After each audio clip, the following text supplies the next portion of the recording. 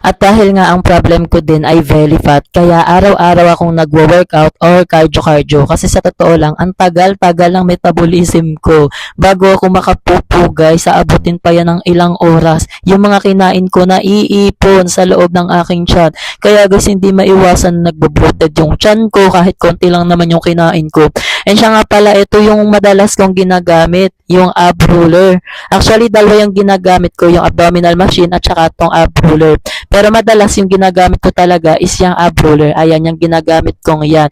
20 minutes to 30 minutes a day kapag ka magka-cardio ako or workout ako. Ang sarap naman sa feeling guys dahil halos buong katawan ko talagang na-exercise, talagang na-workout. Bukod sa nakikita mo na yung result sa mga ginagawa mong pag-workout na yan, bonus na talaga yung magiging healthy ka. Kaya ang suggest ko, dapat consistent lang. And siya nga pala, kung gusto nyong umorder ng ab roller na yan na ginagamit ko, maglalagay na lang ako ng yellow basket dyan sa baba ng video. Andyan yung product link kung gusto nyo po maka-order.